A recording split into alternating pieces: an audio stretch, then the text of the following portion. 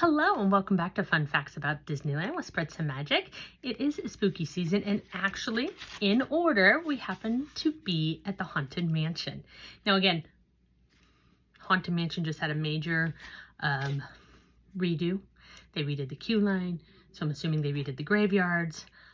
Inside of the ride, I don't think has changed much. I mean, Hatbox Ghost has come back since this. They've changed the bride.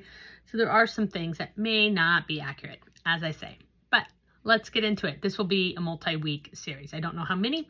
Just depends what I get through in the 3-minute allotted time.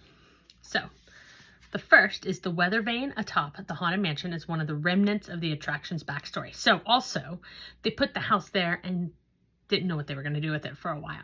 So there were several stories floated around.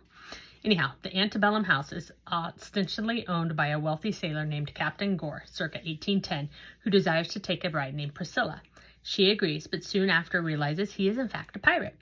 He kills her in a rage, but she haunts him, eventually leading him to commit suicide as he cannot escape her. The weather vane, a ship, is one of the few signs that remains of the captain and his story, together with the bride and some nautical paraphernalia in the attic and the hanging body in the gallery. This story, one of 3 possible backstories written for the attraction, was never fully implemented into the attraction, possibly because Walt's death occurred as the ride elements began to take form. Furthermore, the second backstory, labeled The Mansion Bloodmere Manor, an ostensible old southern house transplanted to Disneyland but haunted so thoroughly that no workers could renovate it. The third potential backstory revolved around the Headless Horseman from the Legend of Sleepy Hollow. Although this theme was not used, special effects developed for this theme were used in the final attraction, such as lightning flashes and ghosts rising from tombs. Okay, we're going to try to get through this one. A raven is present whenever the ghost host narrator speaks in the Haunted Mansion, and I've never, tried to see if this was true. Each time guests hear the voice of the ghost host, the raven is nearby.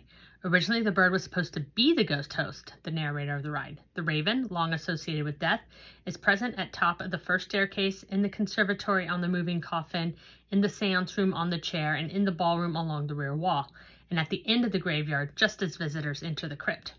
One additional appearance by the raven, as we descend through the trees to the graveyard, is distinguished by the fact that the narrator does not speak at this moment. So, that's it for this week. There's several more facts. Let's see. Oh yeah, several more for Haunted Mansion, which is perfect because we've hit that time of year.